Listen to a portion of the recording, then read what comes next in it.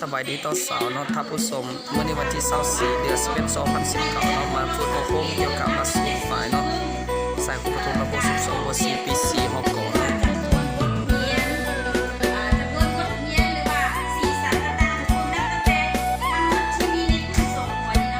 กลุ่มที่2เนาะมันประกอบอาทานตามรูปภาพเนาะ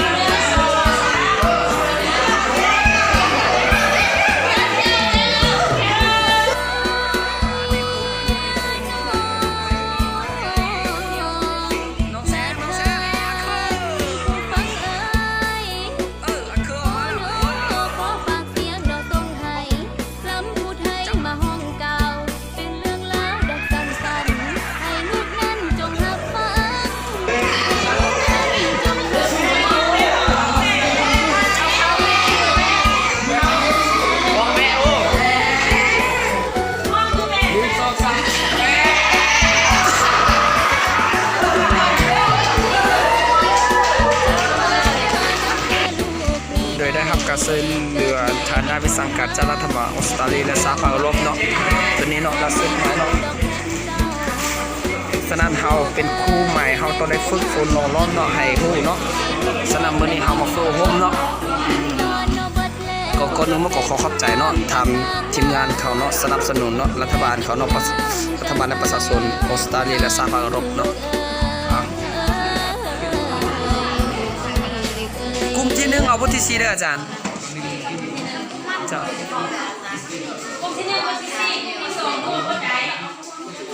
อันนี้เนาะอันการวิเคราะห์หลักสูตรหรือว่าเฮาที่บอกว่าความแตกต่างระหว่างหลักสูตรเก่าและหลักสูตรใหม่เนาะอันนี้ทั้ง4กลุ่มเพิ่นเฮาก็ออกมาเนาะ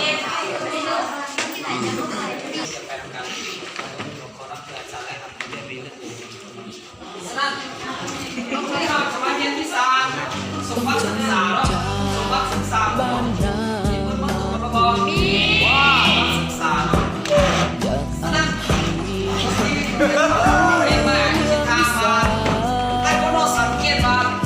ีอนาคตที่ดีจากมาเพื่อจะนั้นมีสาระนาบ้านเธอมีอยากบอกพ่อแม่บ่ต้องเป็นอย่าลูกนี้เจ้าโท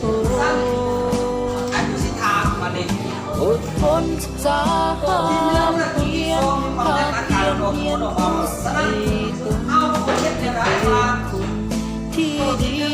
ของบ้านเมืองขอเพิ่มสั่งพ่อแม่อยู่บ้านนาลูกห่วงหาคิดทอดอยู่เสมอจะบ่ลืมคุณที่เลี้ยงลูกมาจะบ่ลืมเข้าป่าเจอมาสิ่งในใจจะต้องตอบแทนบุญคุณตกภาคยืนแล้วลูกจะทอดนา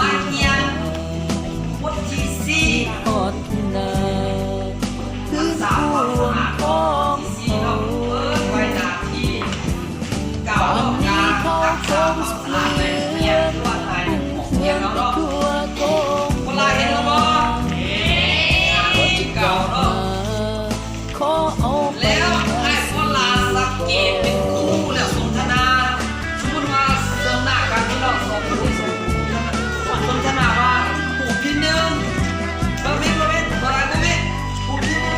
สู่สังเกตว่ามีความแตกต่างกันอย่างไรเป็นยังไงสภาพ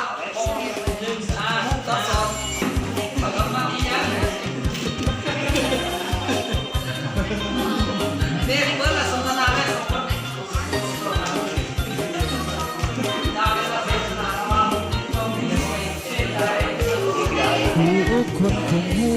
ว่าชีวิตคู่ทัดแถวศึกษาเป็นแม่พิมพ์ของพวงภาษาพัฒนาได้กล่าวก้าวเด่นเป็นเบ้าล่อล้อมให้ศาสตร์ลาวฝึกฝนห่มเย็นบ่ไล่บางเย็นพูดขึ้นเว ตุคนทั่วเหตุผลความหวัง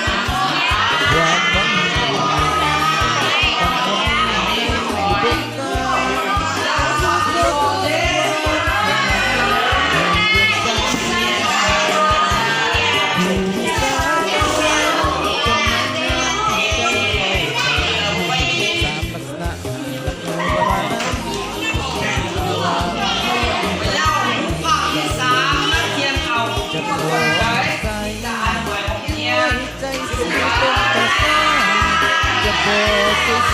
โอกาส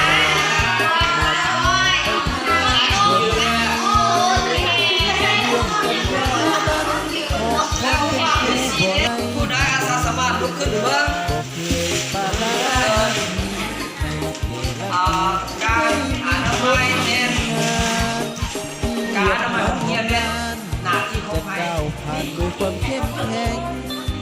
น้ำใจผู้บ่ได้แห้งเงินหายดิบเหนื่อยดอกนาเป้าหมายของมนุษย์เอ้ยสิทธิ์ทุกคน ผู้ตายจากโลกคือเอาผู้สูงเสียแล้วหลายก็เป็นกองการอนามัยของเฮียนเป็นโมเมนต์หน้าที่แต่คนนึงเป็นกองการอนามัยของเฮียนเป็นหน้าที่ของคนหน้าที่คนทุกคนบอกช่วยกันอนามัยเพื่อมารักษาความสะอาดให้เด็กเฮียนก็เพื่อไม่ได้ออกมาสะอาดจมน้ำและพัสดุขยะลงไปเก็ตข้าวเอาเยี่ยมเพื่อนเด็กสมมติยกตัวอย่างมากินข้าวกินยวนกินส้มกินน้ำยัดใส่โต๊ะยัดใส่ตู้แล้วมันเกิดมีแม่วันมันจะขึ้นมันพอแล้วผมคิดพูดเริ่มมีคิดพูดขายแล้วมันเล็กไปเต็มมันขายดูได้เอาไก่เพชร